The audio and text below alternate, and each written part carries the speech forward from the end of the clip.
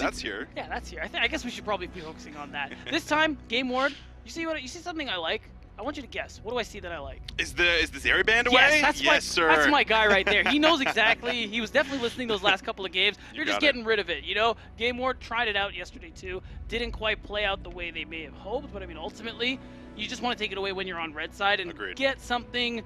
Just go ahead for the Jinx Aphelios trade that we're seeing come through here. And the interesting thing, too, is that we are going to see Azza running the Jinx again today. He actually looked pretty good yesterday, all things considered. He's a player we see who is struggling a little bit on KD carries, not named Jhin. But after seeing this yesterday, I do think this would be a pretty nice opportunity for Solary to maybe consider playing towards the bottom side of the map. I think that's fair. I mean, you know, we've seen Azza on utility, hasn't really stepped into a carry role too often, but with the priority on a champion like Jinx, you kind of almost are forced to at times here, especially when it's left up to the first pick. So we'll see if he can maybe bring some of that energy from yesterday into today as well. But now for GameWard, what are they going to look to try to get themselves? Looks like they already got an engage in the bot lane here for Camilius. His classic, he will have that Leona, and looks like it might be Akabane also on his classic Lee Sin here too. A lot of comfort. Yeah, most played champ there for Camilius, very commonly played for Akabane. His best champ was the Xin. That's why you see Solary go for that respect band, take it out of the picture here. The thing is too, now it kind of narrows the mid lane options a little bit, in my opinion. We're starting to see Lee Sin struggle a little bit more and more when he's one of the main engage sources in the earlier parts of the game here. So Akabane is going to have to be very active in the early minutes of the game, especially when you're looking against something like a Volibear where the activity is there. It's so easy, point and click stun. Sometimes you got to flash to set it up, but it's all good. A lot of early game power there for Joko and Steelback. That combo we always talk about are going to be syncing up really well with this Thresh pick, and also GameWard allows Solary that very powerful combo of Jinx Thresh. That's right. Extremely powerful. We've seen the Thresh paired with all kinds of hyper carries that don't have, you know, any mobile abilities to be able to get themselves out, and to just be able to provide that lantern here is going to be fantastic. But it will be Jhin on the other side. This is one of Inax's classics. I mean, when he doesn't have access to the Zeri, he is looking usually at this Jhin. So something to be able to kind of set up the fights here with the alongside, of course, already the engage that you have collected with the Leona and the follow-up here from Lee Sin. Yeah, and it's interesting too. You're seeing the Ornn ban takeaway. It's something they may have wanted on their side too, but with everything Solary are going for, I think Ornn there for KO, I think would be really, really strong. They probably want to go something like potentially you could see the Kennen come through for a lot of team fight. We've seen Melanic go quite a handful of different kinds of champions here, so we could potentially see him go for the more carry role. Gwen isn't available, but things like Jace are available, so you'd have a lot of range working with you here if you have something like the Jhin and that Jace. Well, LeBlanc banned out. What do we get here for GameWard? What are they thinking of? Will be a Gragas, so really looking to try to take away, you know, some of these tanks, which we did see Keo, of course, in the Gragas yesterday, I do believe. So we'll be trying to see if they can also throw some more bans in there, seeing if he maybe is taking more of a engager role on the top side that could be, you know, purely based off of scrims for as far as what maybe they have kind of scouted for. But now Solary as well have to figure out, okay, what are we looking to try to get into the second ban? And this will be that Jace that you highlight.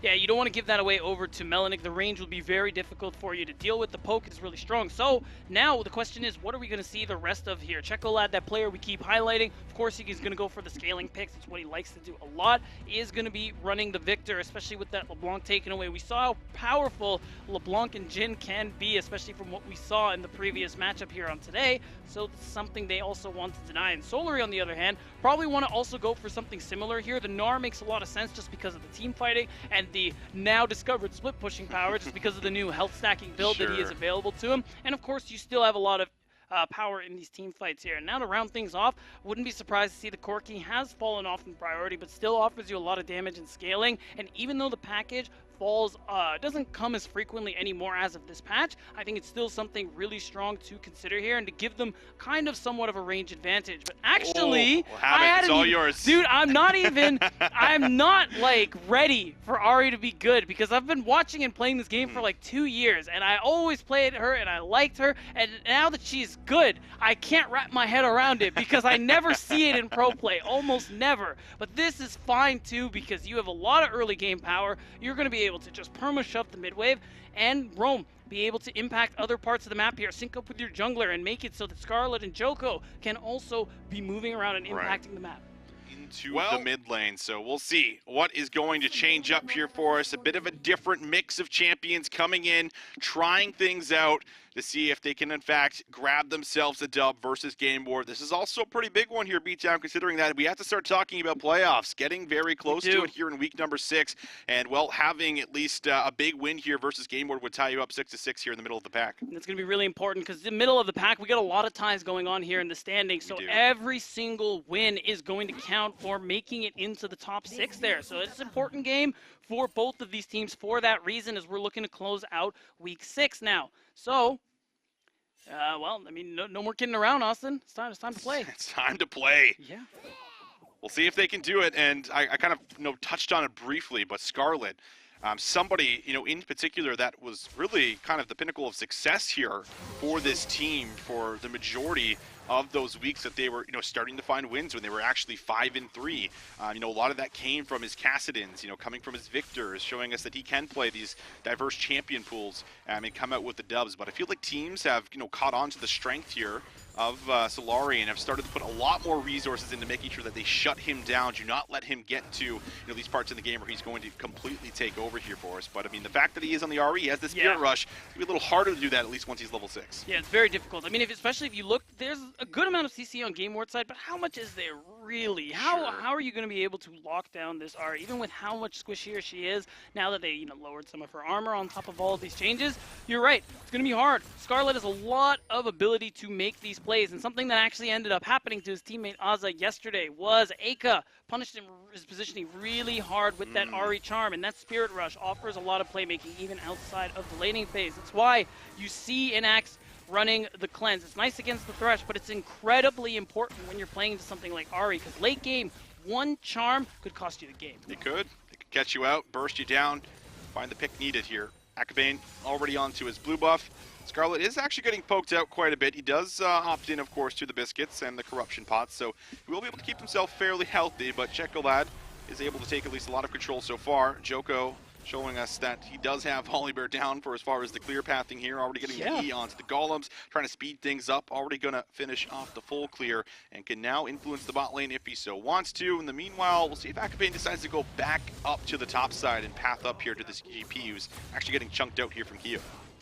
You know what, and I want to talk about Kyo a little bit too, just because how yesterday wasn't a good look for him. He's playing the Gragas into the very same Gnar, and just in the isolation, he was getting bullied out. It was brutal. This time around, he has an opportunity to really have an impact. Hold on. Joko flashes into the Dragon Pit. He's got to get the Lantern, and he does. Oh, Level 2 on Camille. Yes, he could be in some trouble. Going. Joko goes back through. Will secure first blood. Scarlet, flash charm, will be flashed right back. Chekolad gets himself away, and it's Solary to come out here with the first blood. Wow, GameWard getting a little too aggressive there. They really thought they had something going, but you could see it. Well played from the bot lane of Solary. The fact that you throw out the chompers to protect your jungler, and of course that dark passage that we keep talking about being the big reason why Thresh is so very impactful. I just realized too, Joko has opted in for the Hex Flash. I like that a lot because the thing we talk about is how you need to flash to be able to get that setup there with the Q, the stun. So being able to make plays over walls, things like that, even when the flash is down,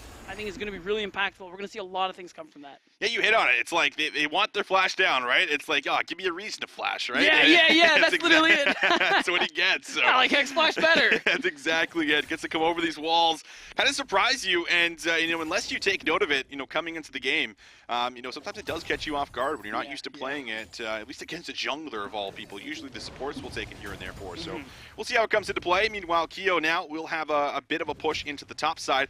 Akabane could maybe come up, but it is a pretty big wave, and Scarlet now actually decides to teleport here to mid. Doesn't want to walk the whole way after coming out of the base, so will no longer have his TP. Chekolad, I think, will likely try to get this shove in and then probably match it here very soon as well. Yeah, especially with Dragon coming up, you can see it's something that they may want to play towards on the side of GameWard. The mid thing is interesting because Scarlet was in danger of losing a good amount of gold in XP. In fact, I think he may have it as it is. The thing that's worth noting, both mid laners have flash, but again, we highlighted the Spirit Rush will be up very soon for Scarlet. So as that happens, Akabane is going to not have as many windows of opportunity again to go for some of these plays. And as the Lee Sin, Yeah, you want to make plays early. Sure, the level 6 will be nice and allow you to continue making plays, but I think falling behind early in terms of moving around the map, farming even, you can see Joko is ahead in farm at the moment, is going to hurt you as time goes on because the level 6 for Joko is going to unlock so many options for Solary in terms of dive potential. Dragon should end up going over. Don't think we're going to get a contest. Akabane had put down the on-the-way ping to his camp, meaning that he is not interested in coming over here to this Dragon. So it will be cleanly picked up here. First objective on the board. Joko now wants to try to come into mid lane. This could be matched from Akabane. Of course, they will see him as well. And now we'll see if Steelback can also manage to come here for a play, but it doesn't look like they're going to force anything. Everyone just going to go separate ways. Top side, however, Melanik going to maybe be in some trouble. Nice sidesteps all around. Keo can't exactly find the W with the stun, and will just have to be forced to kind of walk back, clear out the wave, and might be looking for a reset. A little fancy, but at least he will be able to get that reset off. This is a big deal, though. GP having that cannon barrage means now these dives we were just highlighting are going to be a little precarious. Something Solary are going to have to be very aware of. It could do something as simple as clearing away the wave that's protecting you early on, or ends up being the damage that finishes a kill. Either way, you can see now some contest going on in this river as Akabane is going to go for the crab. The thing is, this is a dangerous spot to be in. They're feeling good, Solary. Oh, that's going to be an easy sidestep there for Camelius, and will be able to walk himself out. Steelback tries for the play. He won't be able to find it. Scuttle Crab secured, and everyone here for GameWard is going to be able to walk away safe and sound. You know what? Steelback also has Hex Splash. So I think see the mind games here. He's already feeling good about it. He's like, I don't even care. I'm going to be able to do this again any second now. You won't be ready for it. But yeah, ultimately, play doesn't work. I like this from Solary, though, where it seems like yesterday the game, it's an analogy we're going with a lot today. It seems like where you just end up being more of a passenger. And it felt like the game yesterday was just happening to them. They were just watching. It felt like they had no way to do anything, especially with that Gnar we saw that Keo had to play into and fell so far behind. This time around, though, they are being more active. Yes, it doesn't always result in kills, but you can see the pressure that it has gained, and there are still options for this Volibear to be able to continue ganking for. You can see him move towards that top lane. You're already seeing the question mark pings come through, and they might have an inkling that Akabane is on that side of the map, but there is no angle for it. No angle to come through just yet. Hasn't been able to find a window with the Lee Sin. Typically, it's the level 6 that you really want to try to make something happen at the very least, right? Use that kick to get a flash out or punish a player who already does not have access to it. But Scarlet will be having his flash up very soon. He will have that blue buff now handed over to him, so he'll have an easier time in the mid lane and getting the shove potentially for Joko, who is going to start up this Rift Trail, looking for the second neutral objective now, but they do have vision if they want to come in and contest. I don't think there's going to be a really good opportunity. You have mid pushed, you have top pushed, and you can see the move is already here. Akabane, again, pathing away, deciding, yeah, I don't really want to do anything about this, but they're going to have to do something soon. We're getting to this point where, yeah, Checolad isn't quite online yet because of the Victor. You know, you need some time, needs that E upgrade, and a little bit more itemization, but still, time is something Solary are also fine with as well. You see Aza in the bottom lane. He's got a very healthy CS lead going for him here, and he is doing just fine in this matchup. And as long as he stays on pace, he's going to be a big problem in the late game because he has a wonderful front line here to play with. Absolutely does. Steelback going to come through in the mid lane, which could maybe be opting in for a quick shove so that they can maybe rotate down to bot, see if they can punish Inax, who will have summoners available and will likely have Camelius with them to rotate down in case they do opt in for this kind of a play. Asa also playing for now an aggressive shove here, so we'll see what Solary decide to do with the lane pressure they've just built up here for themselves. Scuttle Crab likely should be secured, and I think it's more or less just some early prep and taking away a lot of the vision here before this next Infernal Dragon spawns in a minute 20.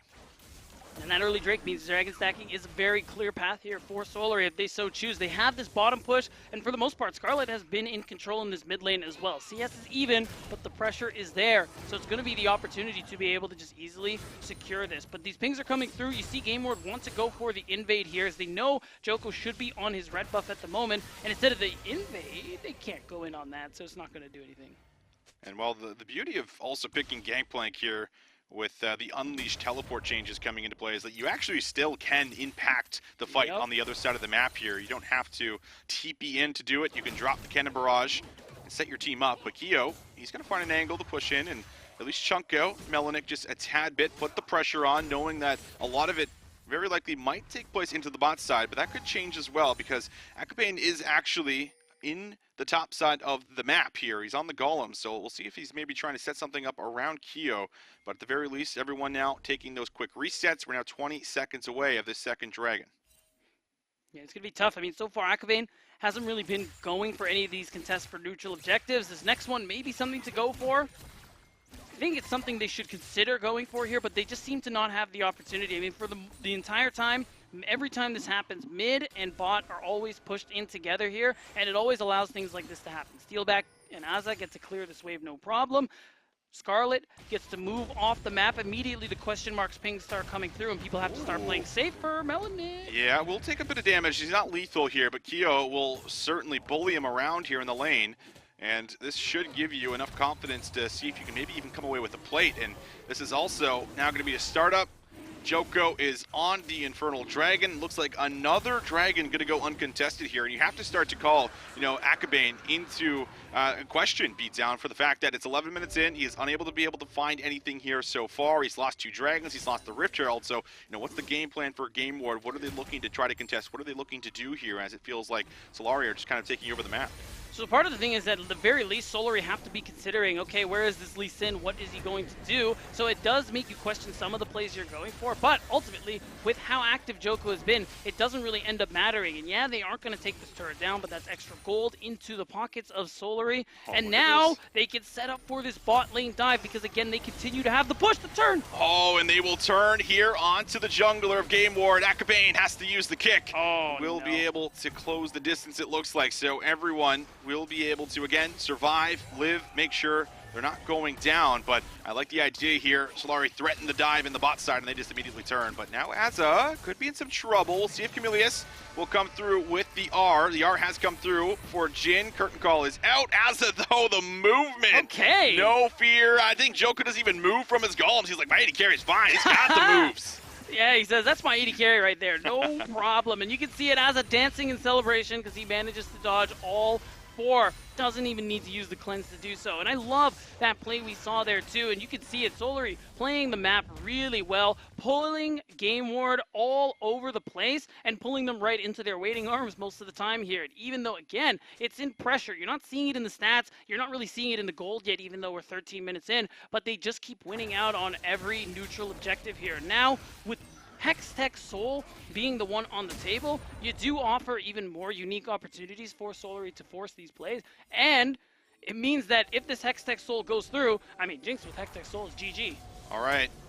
Flash out immediately here. You gotta respect that. But they will still go on him. Death Sentence just falls short. I don't think they would have followed up on it anyway. Akabane was here to be able to push them off of it, but they do at least get the flash out of the top laner on GameWard. They have, of course, a lane swap for this Rift Herald that's going to be coming up here in the next minute or so. But while this happens, Keo is now free to kind of chip away at some plates and see if he might be able to kind of get some more advantages here in the bot side. That's the beauty of getting that first move. It means while they're catching up, again, you're pushing and pulling them across the map, you do get these openings to be able to pick up extra gold. And that means Solary, Keo specifically, is going to be very easily picking up some extra gold in his pocket. That means he's getting closer to the hull breaker that we were talking about, because I see the pickaxe and Phage, and this big health build just seems to be the big thing with Gnar. I mean, the fact is, Mega Gnar has a lot of base stats to be fair. He's very strong, so giving him more help is just fine. Scarlet fishing for the charm. Won't find it. Does invest the Spirit Rush to make the play, but we'll be able to at least get some of the priorities. So now,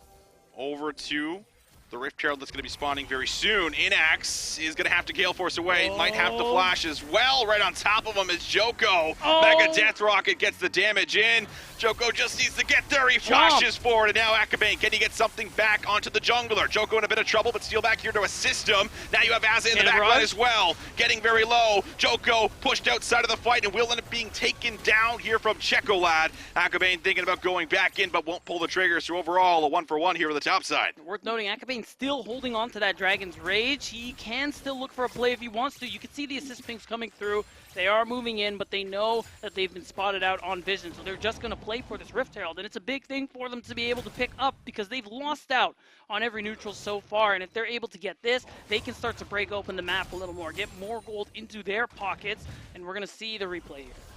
Yeah, one more time, just with the smite, the chilling, smite coming in, slowing him, and then the Mega Death Rocket, and Joko flashes just about all the utility to get the kill. And it's nice. You see it right in response to that solar flare. Says, okay, you know what, fine, I'm going to secure the kill. And even though he gets traded in the process, which is actually a pretty big deal for Checolad, I think overall Solar is still pretty happy being able to take in accessibility away to farm for just a little bit longer here. It's worth noting, Checolad getting that kill is important because the closer you get to some of these upgrades, closer you get to that loot ins, I think the better position you find yourselves in. But this is kind of the problem now. GameWard, you've been very inactive these early minutes. Now we're at points where you can start to make plays, make things happen. GP's getting close to, what is it, level 13, I think, which is a big deal for him in terms of that the barrel max and things like that. So we got to see something. It's been a common trend of the day, hasn't it? It has Need to see something. What do you have for us? And, you know, bleeding out every single neutral objective is certainly not it so far.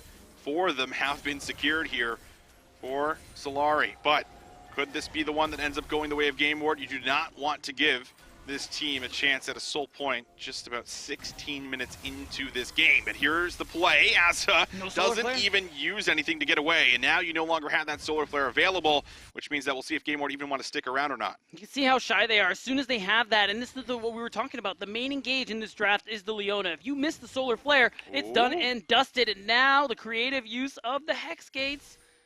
Don't think they know, maybe they do. They should know. He flew through the screen, but I will be able to at least use the ultimate onto him, but I'm pretty sure Joker's just going to take this. Oh, he actually does not go over the wall. Okay, well. The lantern is there to bail him out, so the steal back Joko synergy continues, but maybe not so much the Joko and the Blast Cone synergy. No, not quite, but still, it's such a big play for Solary. So many ults used and a hook. Oh, hook, but no follow-up. Mega Death Rocket going to chunk them out, and now I think this will give them enough confidence to move in and likely secure themselves the 3rd dragon of the game. This is the problem. Chameleus is leaving a lot of these engages to chance in a way. Yeah, it's a skill shot. You can land it, but it's difficult landing that solar flare dry like that. You need to be able to find an angle, get in there, and then try to CC chain it, lock people down with that Zenith Blade, with that solar flare, etc. And that's how you're going to be able to lock people down. So far, I haven't seen Asa use the cleanse yet this game. No flash here for Joko. Scarlet going to be able to come in. That's a lot of damage at the Spirit Rush. Finishes off Checolat for the solo kill. Scarlet flashes away, and both members get out in a 2 versus 3. New Ari, baby. You love to see it. Ends up getting the solo, gives him an extra dash just to be able to get out. I do. Oh my god. It's going again? He's doing it again. All right, here we go. One more time. Chameleus could be the target, but instead they look to Akabane, but he's able to ward hop over the wall. And he does still have the tier 1 tower here in the bot side, so it looks like he's going to be safe. But Solary, man, they are just looking for blood constantly, looking for the next play. And then they just keep finding it time after time, and they've gotten to that soul point because of GameWard's botch in that team fight earlier. The Herald Joko's been holding on to is now going to come out, and it's going to be able to easily break open this turret. He has the Stormbreaker, worth noting. They can fight if they want. That's going to be the tower. Joko, a lantern again. Will be able to get himself out. The beauty of this Thresh will be able to keep him safe, but it is on a cooldown. It isn't up constantly. This is not Earth, so we'll see if Joko can manage to escape with his life, and he's 1 no HP, way, no shot. But Akabane finds the snipe, gets in there with the Sonic Wave, and now Asa left out to dry, flashes over the wall, but Checolat claims the kill. Scarlet, does he have anything in store for us here? Won't be able to take the Dark Passage, will go back through, finds the kill, reset, Scarlet almost finds the outplay, but it will not happen. The big play coming through here from GameWard. Big punish, really, because Solary going in a little bit too deep there, especially Joko, really disrespecting, especially after you've taken so much from GameWard, and you can see it. They pick up some kills on their end. I mean, credit to Scarlet for getting one in the process, but ultimately, you see Asa flash to no avail. He ends up getting caught out, and you give more gold back into the hands of GameWard, which you don't necessarily want to be happening here. You want to make sure the only fights GameWard have are when they have that solar flare ready to go, and even then, that's one big thing you have to be avoiding here compared to everything else Solary have. Well, the game has certainly sped up here for us in the last 5 minutes, and, well, we'll get another look at it one more time as the Rift Shuttle was dropped, and Joko just keeps managing to find these angles and then gets out to safety. Yeah, see, the first one I like. You get this one. The hook doesn't quite land, but, of course, Dark Passage is there to save the day. This is kind of the problem I have. What are we doing here? You think the assumption's got to be that you think they're backing off, but the thing is they wait in the bush for the perfect angle and they actually get it. Joko gets 1 for 1, which is fair, but still, the thing that matters here is that Azza's about to flash. Oh, hold on, we are going back. We're going back, and we're going back to a dead Keo in the top side, as it was a three-man collapse, excuse me, and yeah, Keo hasn't gotten a lot of attention in the top side, so we probably thought he was okay until some other members showed up there on the island. Some external factors, if you will, and it ends up meaning you get a lot of pressure. This is nice for Checolad, player we highlight on this team. Very vocal, leader of the team, definitely calls for a lot of resources, is going to get more gold into his pocket. And when you look, I mean, yeah, Akabane having 3 kills is nice, but he's playing Lee Sin. The Victor having 2 kills is the big thing for me here now. He's starting to accelerate himself just a little bit. He's going to have the big damage going into these fights. As long as he can avoid the charm from Scarlet, he is going to be able to have a lot of impact. So far, Checolad has been forced out of every skirmish.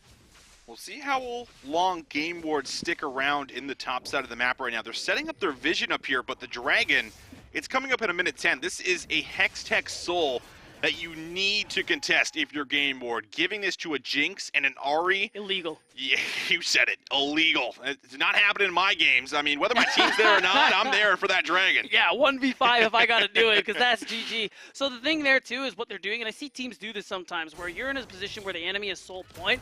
You're going to set up vision on that Baron because you're worried that they'll try to sneak it while you're going for the Dragon. So that's why you see them set up the vision, reset. Now they've made their way to this bottom side of the map. And to their credit, they are there first, and they have enough setup that GameWard could potentially find a good fight for themselves here. That's just going to be the question. No one's here to follow up with that, but Seal back. We'll land the hook. Oh, he pulls Akabane in, the jungler in a ton of trouble. Nowhere to go. And what a misplay.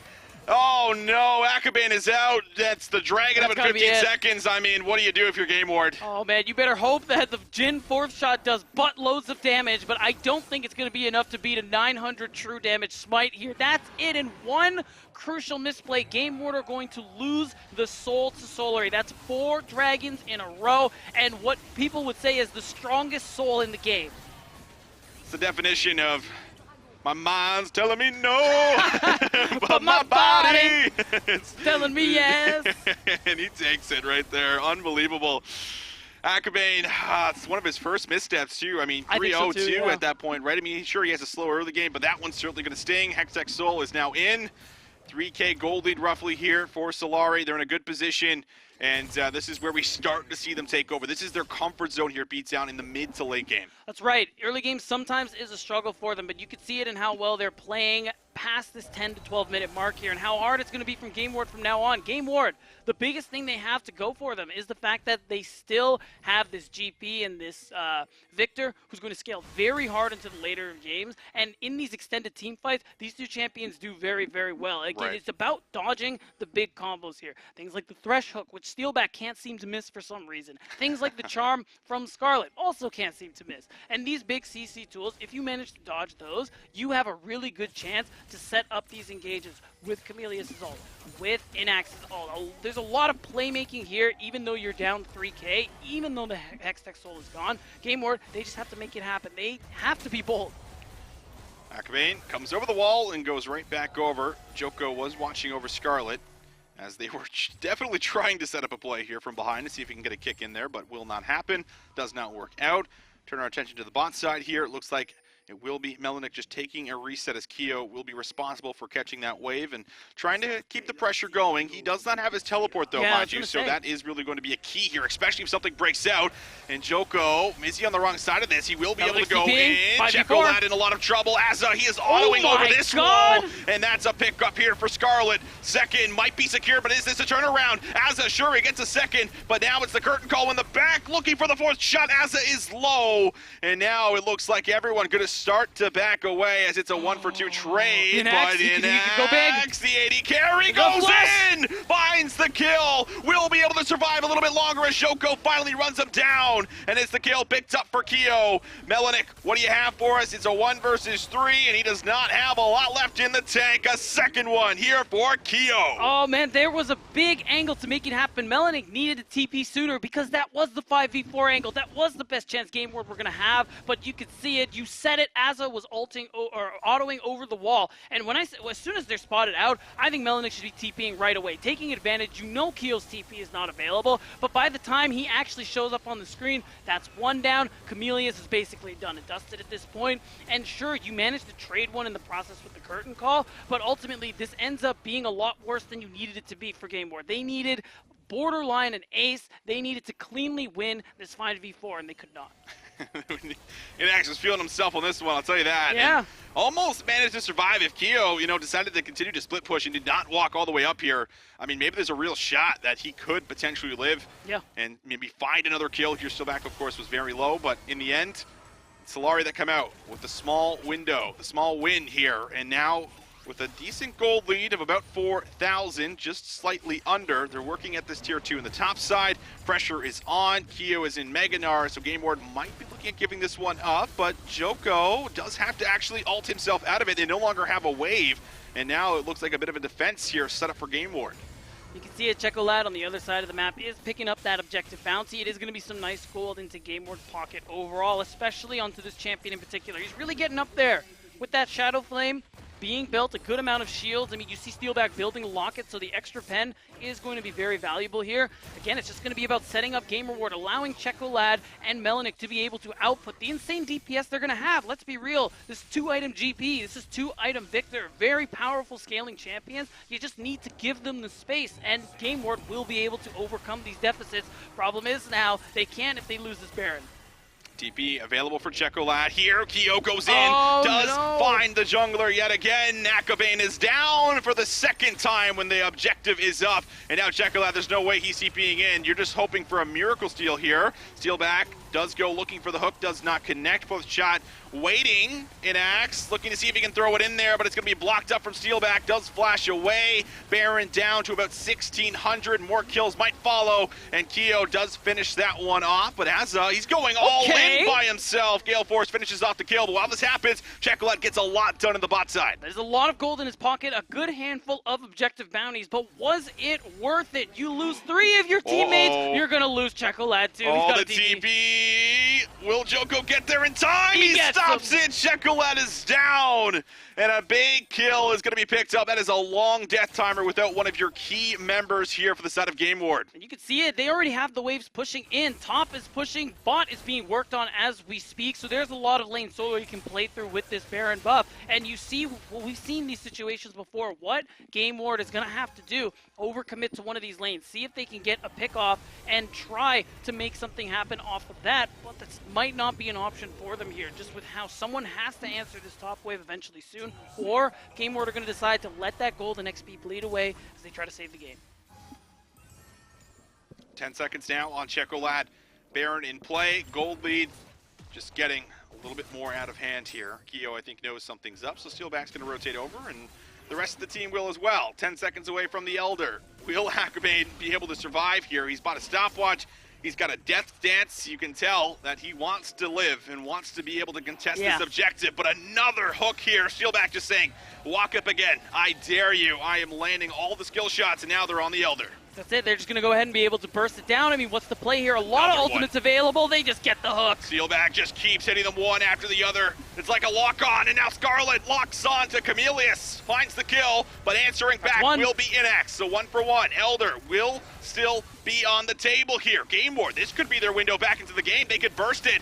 It might be a 50-50 smite. Joko needs to come in. Can he go big? And it's going to be secured from Melanik. And now into the fight. It's going to be trades back and forth. 2 more kills for Inax as he's feeling himself on the chin. But as a strong, can they find the kill? Yes, they will. Scarlet gets there in time. And despite having the Elder Dragon, Solary still are able to take the fight. An insane amount of damage before that Elder goes through. And you can see it, even with the steal. No one was dealing with Asa, who's incredibly powerful in this late game, and we're going to see it happen. Again, beautiful hook from Steelback. The CC from this man has been amazing, but even with the locket, they finally take him down, and as you called, this was GameWard's window, and once they secure the Baron, watch Asa right now. Full health Jinx, full health Jinx, still full health at the moment here, and even though you don't see the 50-50 go through for Joko, he's able to still go in, lock some people down, and help Asa start to rip people to shreds. And of course, you have Scarlet also doing tons of work. Yeah, this was 2v3. I mean, talk about the confidence here. Flash I love it. Charm finds Checolad. Inax has to use the cleanse,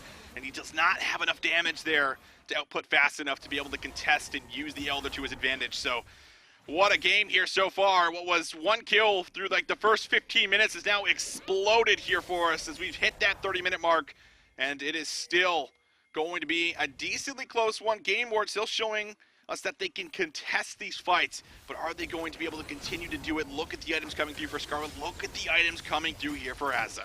And it's a big deal too. Azza is going to be able to have that stopwatch ready to go. So even if he does get slightly caught out, he is going to be able to buy that time for himself and keep himself alive. Oh, there's the kick. Can they finish him off? Azza with the lantern from Steelback gets back to safety and now can kite this one out. But back to the front line. Can't They're going to be believe able it. to find Akabe, and he is down yet again. Keo on the backside says hello, finds the knockup, locks them into the wall, and an amazing turn comes away here for Solary. Steelback yet again, keeping his 80 carry safe. And Azza didn't even need to blow the stopwatch. Solary, convincing game here, are going to tie the record with GameWard and continue on their fight for a playoff spot. 3 losses in a row, but it won't be 4 losses in a row. Solary, they get the job done. The objective control was just about perfect. They only slipped up on one.